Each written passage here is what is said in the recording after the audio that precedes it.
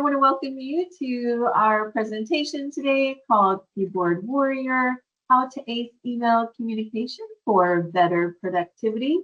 We all have to email every day, and I'm sure you have some strong thoughts and opinions about that, and we have some to share as well.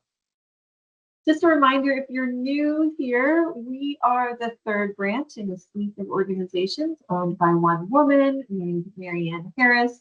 She started in the industry 25 years ago with Positively Balanced, which provides third-party escrow account reconciliation services. And then in 2020, she launched Positively Closed, which provides remote closing support solutions. And then we are Real Estate Closing Path, and we provide training in all aspects of the closing process. We are glad that you are here today. Let me introduce our team. First up, we have Sandi Donaldson. She is our resident expert. She's been in the industry for 40 years, and she's been on all different sides of the settlement process. So she has a lot of unique perspective to offer. And she is known for her wit and wisdom and has collaborated on all of the curriculum development here at RECP and has led instruction for us for the last 4 years. And then I am basically an outside perspective. I've never been a closer. My background's in education, and I was brought on to bring some structure around the development of the school. Since then, we've created 9 different virtual training workshops. We now host a monthly podcast, RECP Radio, and we have course accreditations in both Georgia and Florida and continuing to expand. We're excited about that. And then also in the room today, we have Balone Glavin. She represents our next generation, the younger generation coming up in the industry and what they have to offer. She was actually in our very first training session many years ago, and she went off to work in some different roles and then came back. She's been both our assistant trainer and head of marketing, and we're so glad to have her. Welcome, ladies. Diving into our topic today. So, keyboard warrior, also AKA email etiquette, how to handle that email communication that's so constant in most of what we do. You want to have clear professional communication, which can either make or break a smooth closing process. There's so many relationship dynamics at play, a lot of people you're talking to, and a lot of ongoing relationships that you're building. So you want to keep those as positive as possible. In this session, we'll review some practical tips for writing emails that get results with fewer back and forth messages, with a better tone and improved clarity. Whether your team is navigating a busy inbox or managing time-sensitive client interactions, this presentation will offer tools to communicate with confidence and efficiency. I really like it when it's kind of one and done and not just a continuous back and forth. So if you can offer any tips today to help facilitate that, that's our goal. So first up, it's really just email. Who cares? Does it matter? And I would argue that yes, it matters. If you've ever heard the phrase that you only get one chance to make a first impression, think about it. How many people do you just know the email? That work connection, maybe that's the first time you've ever heard from this person. You've never been able to meet face to face. You can't put a face with the name to have any kind of rapport built or established. So think about that. You never give a second chance to make a first impression. So email actually can be very important in the workplace. You want it to be memorable, and memorable in a good way. And you certainly want to come across as professional. Again, if it's repeat business, if it's ongoing communication with realtors, lenders, etc., you want to represent yourself well, and you certainly want to represent your firm or company well. Let me check in with my cohorts here. What are your thoughts on this topic of email, Sandi? Well, when you're talking about a first impression, as you know, I recently had a closing transaction of my own. I purchased a home, and after closing, I emailed the closing firm with a question. And this is a person I'd had no contact with throughout the process. She was just my designated post-closing contact. And the response to the only contact I'd had with her was rude and dismissive. And that's my first impression with her. It just rubbed me the wrong way. Yeah. And you can't recover from that. Yeah. Yeah. Where do you go from there? You've already started in the negative, and it takes a lot more work to ever shift that to be positive. And that's unfortunate that that happened, because I think initially you'd had some good experience. I did. Especially when you like maybe one person in the firm or organization, and all of a sudden you've been passed to someone else, and you're not getting the same experience. And so that's another good lesson, that there should be some coherence or consistency throughout an organization. That there are standards in place where everyone's being treated with the same level of respect. So thanks for sharing that. That's what not to do. Yeah. What about you, Pierre? Any thoughts?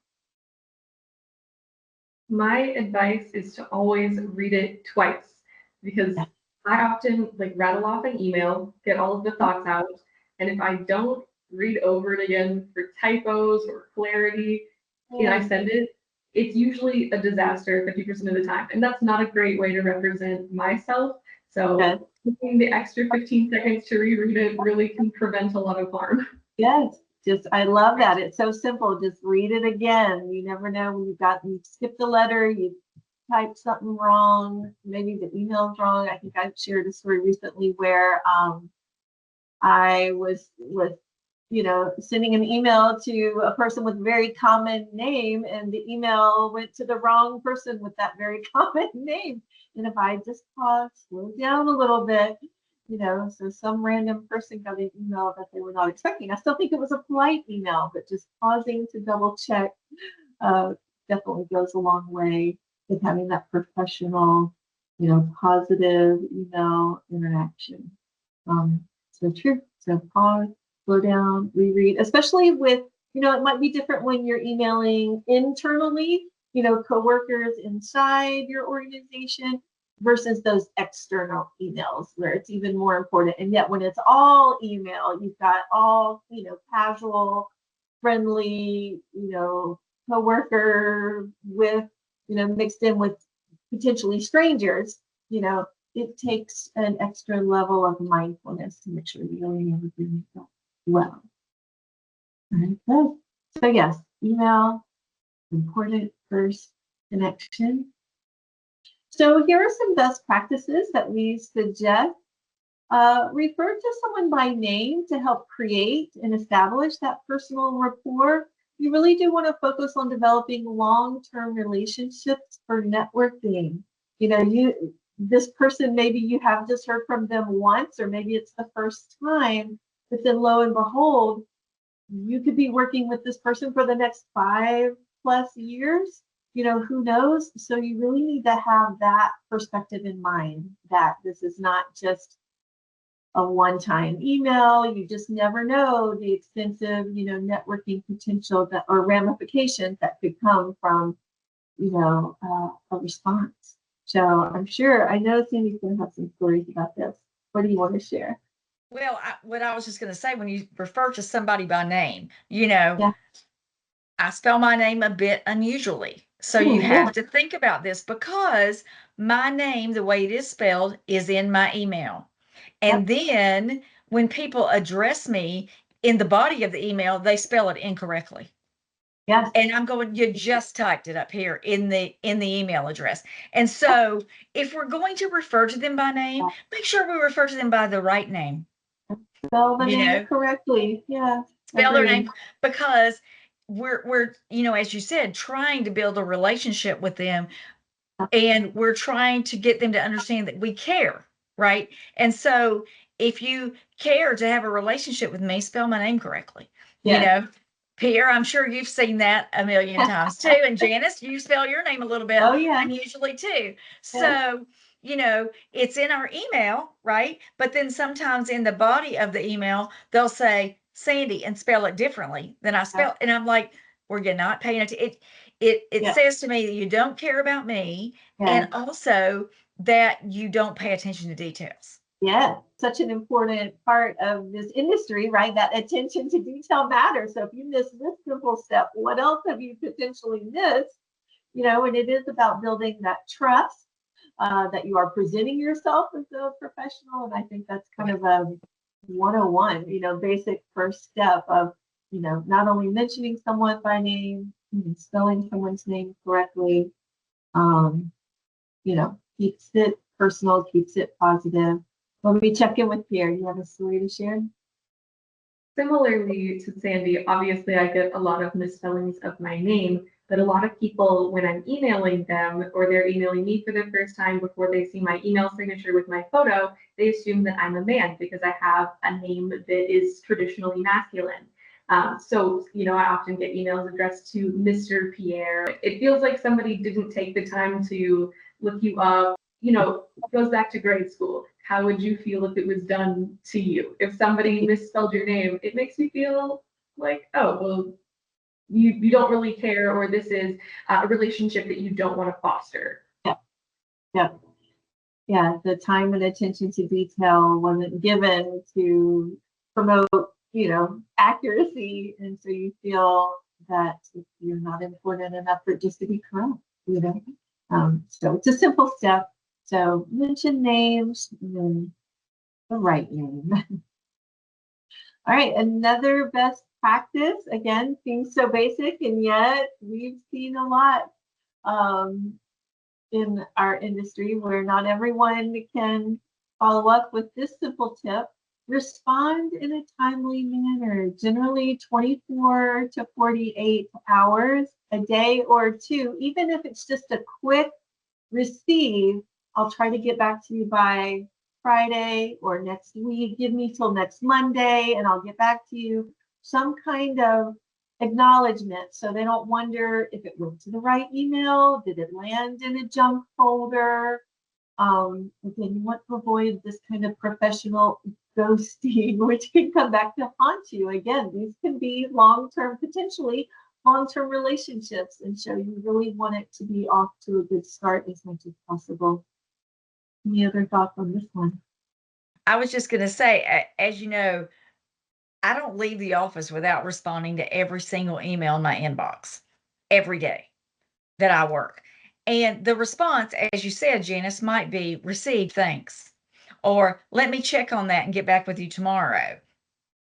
But at least an acknowledgement that you've received their email. You don't necessarily have to solve the problem, Right. but if I've, for example, been asking the realtor, I need your commission, I need your commission, I need your commission. I've been asking for that for a week and they finally send it and I don't respond, the next thing that's going to happen is they're going to call me. Escalates, yes. So if I just say receive, thanks, now they know I have it, you know. And if I think I don't have time to respond that quickly to an email, I really don't have time for a phone call.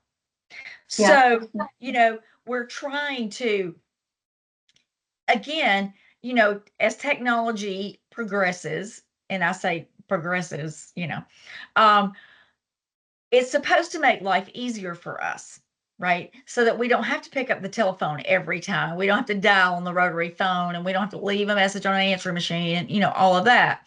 But if we don't use it to its highest purpose, then it makes life harder on us.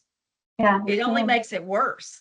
And so we need to consider, and the same thing, you know, I have a person that professionally I've been emailing now for a week with no response.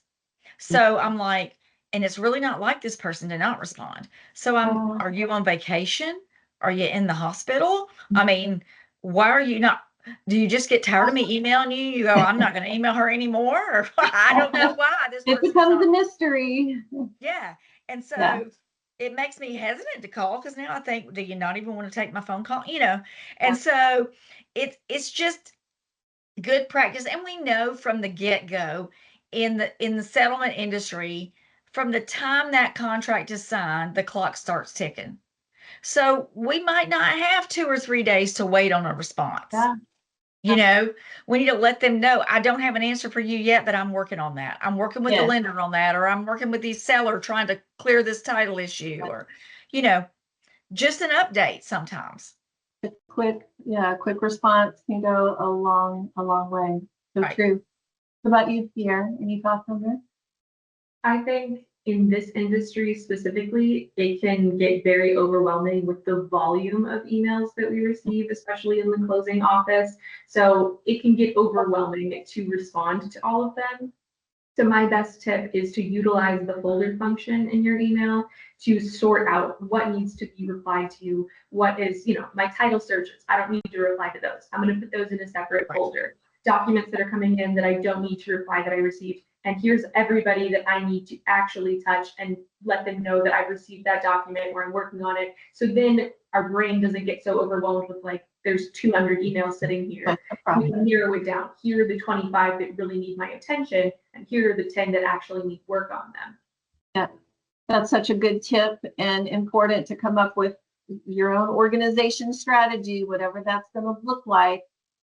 Even if that's how you schedule your day, like Sandy says, I'm going to make sure I respond to everything before I leave, or I'm going to sort folders and emails a certain way. That you're on top of it and managing it and not letting it overwhelm you. That you've got some proactive strategy to handle the reality of email. It is technology that we interact with on a professional basis, and we've got to approach it with the best practices possible. And I was going to just add a reminder that it really can affect your bottom line, right? It can send business somewhere else if you're not going to respond. Okay, we'll go somewhere else, or we won't refer you, or whatever that may be. So something so simple as just staying on top of that communication, that customer service, and such a big part of that really does matter. All right, next tip, best practice. If you make a mistake, own it and correct it immediately. And yet, don't over apologize. We all make mistakes. Don't over focus on something negative. A quick sorry about that, and then just move on. Don't continue to harp on the mistake, because that just makes it bigger. It's like picking at a wound that's just needs to be left alone so that it can heal. So again, whatever, if it was a wrong name, if it was a misspelled name, if it was a wrong address, a wrong document, whatever the case may be, corrected immediately and then move on. I have a quick story to tell where I worked with another school at one point, and we had a female teacher who was constantly apologizing, and the male owner in charge of the organization said, look, if you apologize one more time, I'm gonna have to fire you. But not because he was upset at whatever was wrong. It was literally just the personality dynamic of over apologizing. And I think some women could have issues with that. So be mindful. We all make mistakes, and we would all like to receive grace. I think it's professional to be willing to extend grace when needed. You don't want to set up anything for an uncomfortable pattern. So yes, apologize, but then also be ready to move on. Any stories or examples on this one? Well, I was just going to say that, first of all, we don't extend grace to ourselves that we do extend to others. Oftentimes, we'll forgive somebody else, but we're so hard on ourselves. And there's so much information and so many steps in what we have to do. Nobody does it perfectly. Nobody does. So, I can think of my son starting when he was about 10 or 11 going, my bad, my bad. Okay, so it's your bad, fix it. That's it, move on. But like you said, Janis, you just magnify the severity of it if you just keep going on and on and on about it, and everybody is disappointed when things don't go their way, when it didn't happen the way they wanted it to. And if it didn't happen that way because of some mistake I made, I feel terrible. Closing gets delayed because I didn't update the payoff, my fault completely. But the thing is, like you said, if we own it, people can be disappointed, but it's really hard to be angry at somebody that's humble. You know, so if we are, that's all you can do. There's, if you have owned it and you are taking steps to rectify it, that is all you can do because you can't undo it. It's not possible. So do what you can and let it go. And I'm speaking, comma Sandy, because I'm speaking to myself. Yes, good reminders for all of us. What about you, Pierre? Any thoughts on this one? Now Sandy hit the nail on the head. It's, yeah, it goes a long way. Saying, admitting when you've made a mistake goes a long way, and then stopping goes a long way. I have definitely fallen victim to over apologizing, and you can keep talking, and keep talking, but it's not making anything any better. Time will make it better, and then correcting it going forward will make it better.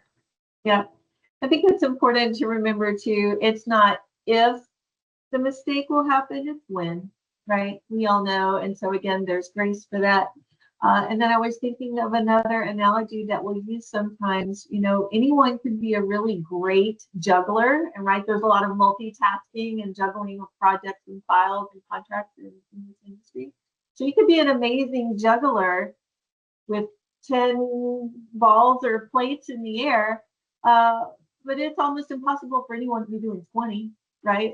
However many balls in the air, right? At some point, it's a max, even for the best jugglers, so that's something to keep in mind too.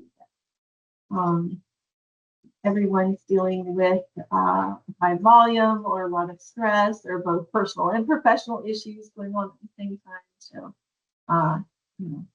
every now and then something might fall through the cracks. Own it, make it right, move on. All right, next best practice.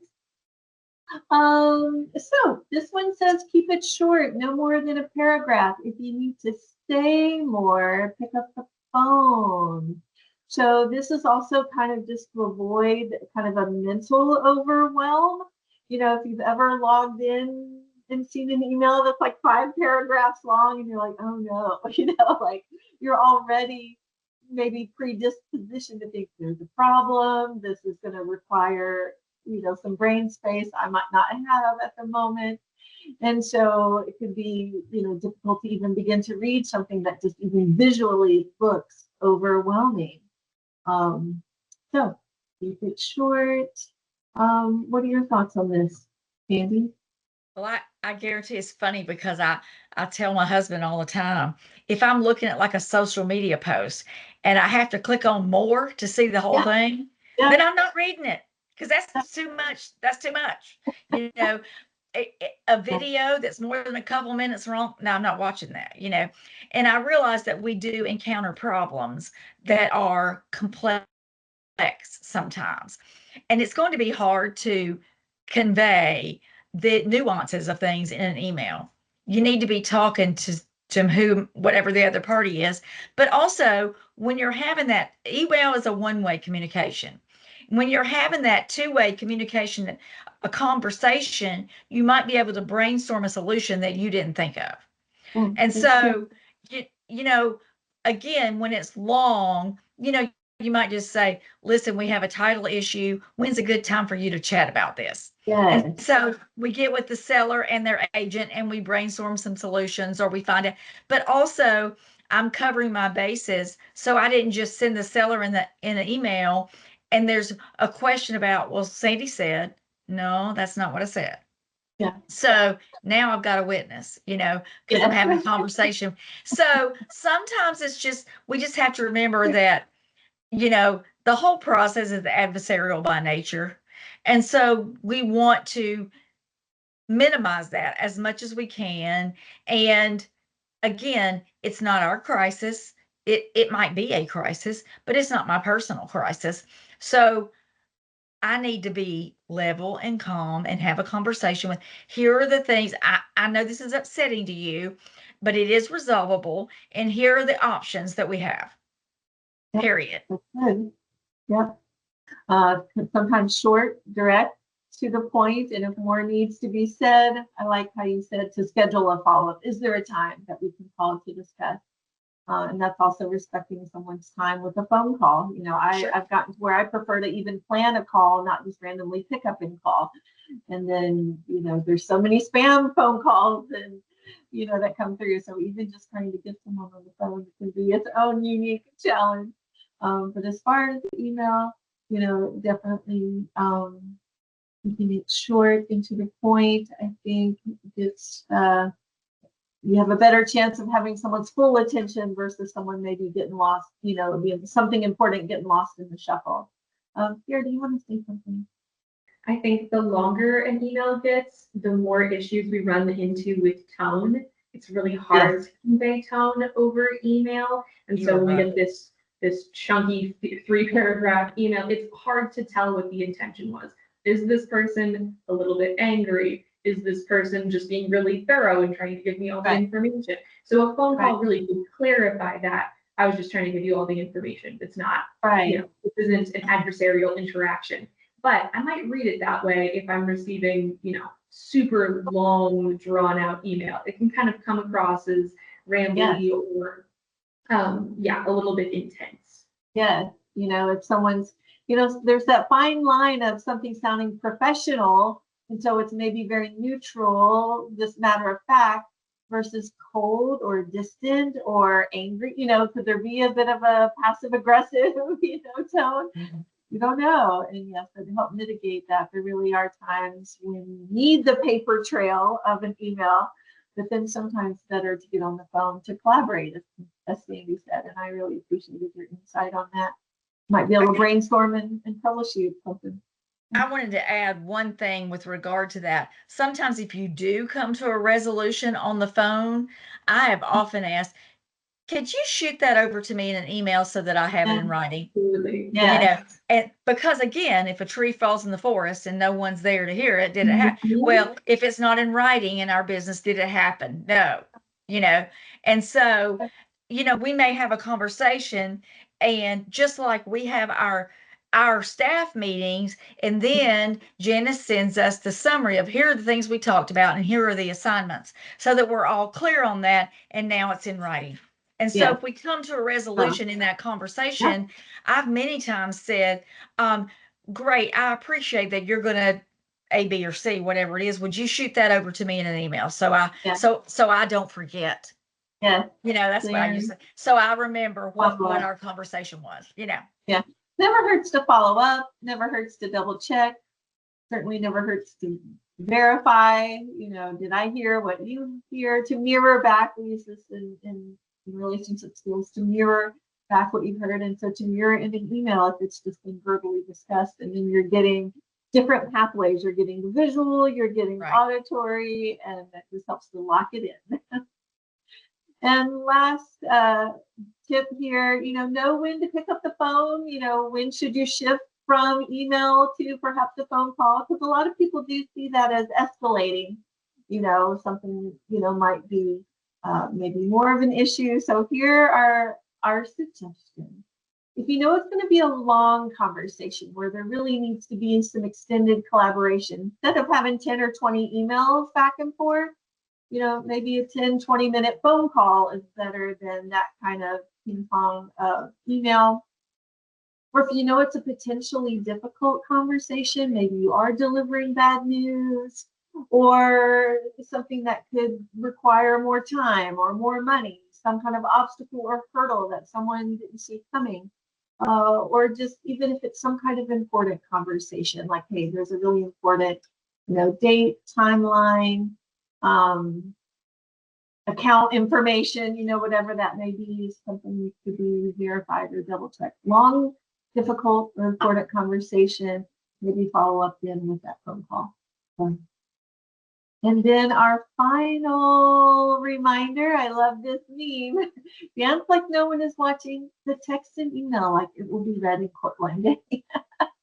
Right? You never know when something you said, again, may be coming back around, and you want to be careful. Be wise with what you put out there in the world, for sure. Any last comments from my coworkers? Well, I want to kind of confirm what Pierre was saying earlier about organization. I save every single email. I create a folder in my inbox for every transaction. So when somebody says, "You never told me that," I just forward the email where I told them and say, "Please see below. Thank you." You know, and so yes, I did. So I'm covering myself for sure. I just think it's interesting in this particular conversation, even though we three come from different perspectives, what we want to get out of our email associations are the same. Yeah. We're looking for the same things. Everybody wants to be acknowledged. Everybody wants to be informed. Everybody wants to be respected. We're looking for the same things. So the people that we're emailing are all looking for those things too. Agreed. Kind of goes back to the old school wisdom of just treat people like you would want to be treated, right? Right. And I really like how you summarize this whole session. That's really well said. Thank you. All right, that wraps it up for us today. I hope you've enjoyed this session of RECP Radio, and I hope you will become an awesome keyboard warrior.